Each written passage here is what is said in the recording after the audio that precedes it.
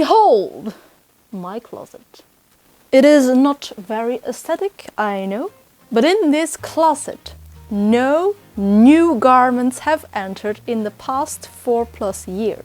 But of course, I need to give a little bit of a definition of what I mean of new garments. I mean that I have made no fast fashion purchases in the last 4 and something years. I am, of course, still a millennial white woman, and I've grown up in an affluent country.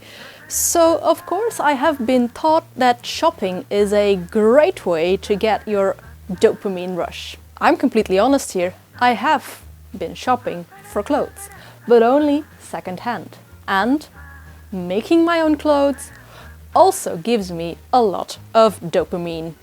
So everything you see here is either years old, thrifted, or made myself.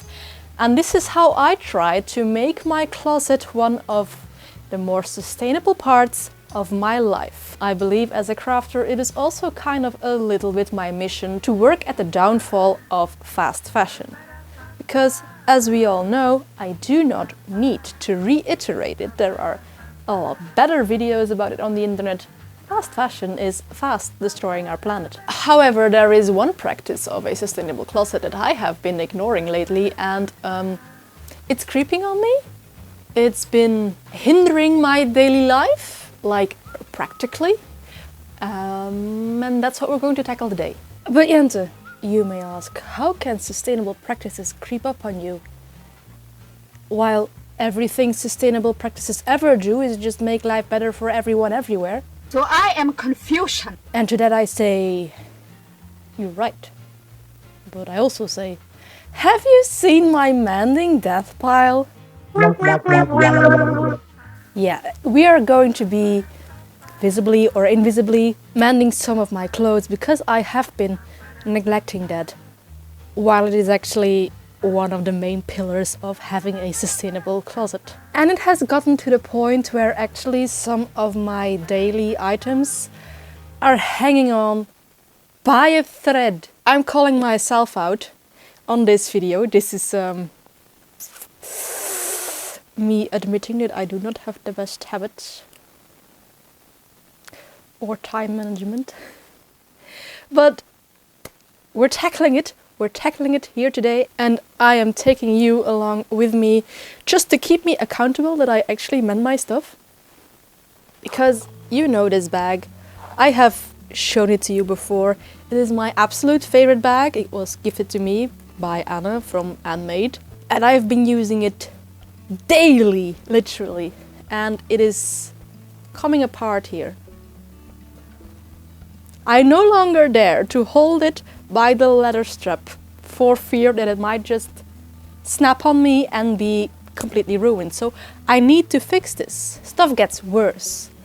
Like my bag that's hanging by a thread, but my coat is just torn to shreds. This lining, yeah, I can fit myself through there. Not just one hole, all of it, all the seams have come undone. Which I just kept like that for months, but now I can't wear my coat anymore because also the buttons have come loose. You have seen in some videos that I have been wearing my yellow coat, that it's my backup coat. One that I bought like maybe 10 years ago and now just took out of the closet again because I can't wear my good coat anymore. And then luckily I also have clothes that need mending that are not as worse for wear as my bag or my coat, like this pair of socks, which has a tiny hole in it. That just needs a little mend over there, that's all. Got quite a bit of clothes with holes in them. So friends, keep me accountable, keep me doing this. I need to do this. Let's do this. Right now in this here video. Let's start with our smallest, but at the same time also our most urgent repair. My bag.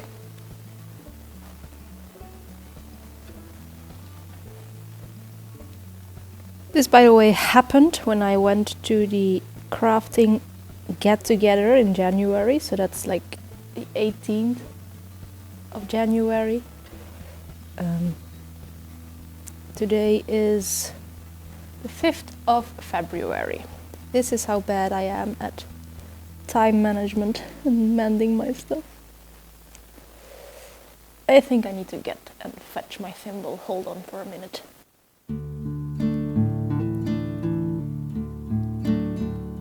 There we go. It's not pretty, but it's pretty sturdy, I guess. Great. One repair done. Easy peasy fix. Motivation to continue. I believe Finish It February is a thing amongst the fiber arts guys, gals and non-binary pals. I want to propose a different February. Fix It February. I know, super original. That's just the way I roll. No, but seriously, mending is not just a simple act of fixing stuff, it's a full-blown rebellion. It might not be very visually protesting a specific wrong in this world, but believe me, mending your clothes is a form of craftivism. And we know that craftivism is a thing that I want to explore deeper in 2024. Even if that means I have to super glue my shoes. But they're the perfect goblin barf green, so you bet I will super glue them time and time again. In a world where fast fashion holds the title of supreme leader, nay, galactic emperor, mending your clothes is an act of rebellion against the tyranny of trends. It's a declaration that you won't be dictated to by fleeting fashions or seasonal whims, that you won't partake in the colonial oppression of our garment waste being dumped in Africa or South America, that you value people over possessions, just as the Jedi Masters of old did. Mending is an act of defiance against the neo-capitalist and consumerist agenda that tells us to buy more, discard often, and never look back. It's a rejection of the notion that our value lies in our possessions, that we are defined by the labels we wear. By repairing what we have, we lessen our reliance on the relentless churn of production, reducing waste and environmental impact in the process. It's not only the fast fashion industry that is to blame in this. As a content creator, I feel responsible for showing that I actually wear and mend what I make and own. That I don't become a fast crafting influencer that just churns out clothing for the sake of the algorithm only. Mending goes beyond mere sustainability. To me, it's a radical act of self-expression and individuality. Through mending, we embrace our flaws, our quirks, and our uniqueness, weaving them into the fabric of our clothes and our identity. Personally, I have found over these past 4 years, since I have sworn off buying new or fast fashion clothes, that I have come closer to what one might call a personal style. Surely, I am inspired by trends, aesthetics, and quote-unquote cores that I see online, but isn't the challenge of recreating those styles with what already exists in the world more fun than just haphazardly buying new stuff that will be obsolete within weeks? It is to me in any case. Mending is also a form of resistance against the culture of disposability that pervades every aspect of our lives. It's a reminder that things of value are worth preserving, that the true measure of worth lies not in novelty but in longevity. And the things of value are not just our possessions. I believe the crafts we use to mend and honor our clothes are worthy of preserving too. It used to be common knowledge how to darn a sock, and honestly, I needed YouTube for that too. In a society obsessed with the new and next best thing, mending is a quiet act of subversion. A refusal to conform to the pressures of planned obsolescence, both for our things and our practices. Let us mend not just our clothes, but the fabric of our society, one stitch at a time. For in mending we find empowerment, in repair we find resilience, and in rebellion we find liberation. Dare to mend, and in doing so, dare to change the world. Okay. That was a bit more poetic and philosophic than anticipated, But at least I have fixed some holes in my clothes and my shoes while you were listening to me going off about this topic. Now, what did we do in the meantime? This waistcoat was easy. Just put the button back where it belongs. For my skirt, I fixed the frayed pocket lining, anchored it to the waistband, and also top stitched the front edge to keep said pocket lying nice and flat. I tried my best at Swiss darning and realized this is a skill that will require more practice. And lastly, I patched 2 holes in my pantyhoses with some leftover stretchy knit fabric. Thank you for joining me thus far in this mending adventure, but I think it is time for the boss battle. With which I of course mean my winter coat.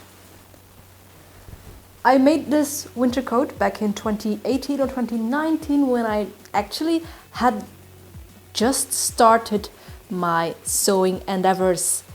I altered it in 2021 when I was a little bit better at sewing and fitting it to myself. The outside fits perfectly, but I seem to have hulked out of the lining twice, because this is the second lining that graced this coat already. So first off, we are going to fix the holes in the lining. I'm this time not going to make an entirely new lining, I'm just going to patch them. Give me a little bit more space to hulk in my coat. Also, just the medalets under you. Si Carolus rise. No?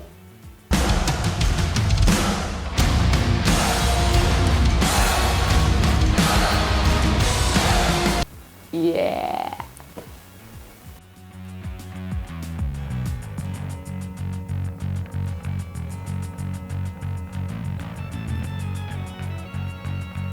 Yes, I am using purple scraps to fix my yellow lining. I mean,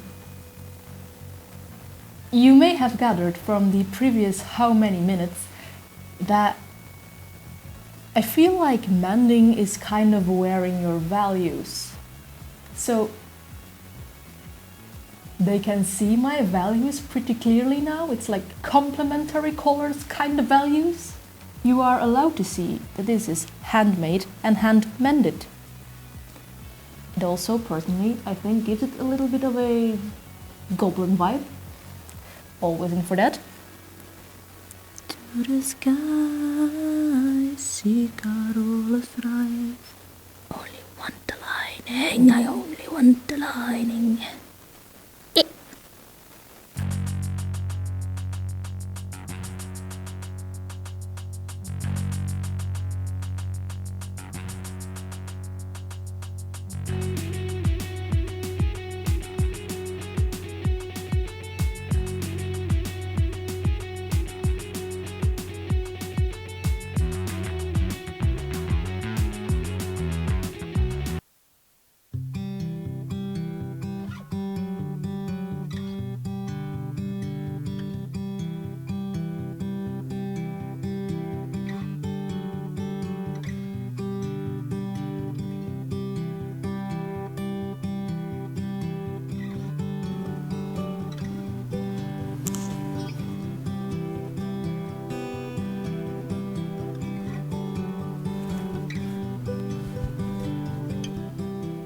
I can fit. I can hulk. I can see! I can fight! So good to have my coat back. You know the saying, a stitch in time saves 9. I should have listened better to that saying and, well, fixed my stuff earlier or not let the holes get so big, but here we are and we mended them. We started a fashion revolution. Or yeah, I don't know, in a sense, maybe. I don't know. I just want to keep my clothes for the coming decades, and I think with those, well, 9 stitches, because I didn't give them one in time, they might. I'm fairly certain that my pantyhoses might rip again. That's just the nature of pantyhoses, but I will stitch them again until they are a one big patch. What's your opinion on that? Mending pantyhoses, yay or nay? Is it crazy because it will rip again, or do you think yes, pantyhoses are worth fixing time and time again? Thank you for motivating me to keep me accountable to actually fix my stuff. I hope you had some fun too as well. And well, if you like this kind of fiber shenanigans, then maybe you could like, comment or subscribe, but of course that is all up to you. And as for me, I will see you in the next video. But maybe before we do that, you can watch this playlist with some other kind of fiber shenanigans. Bye.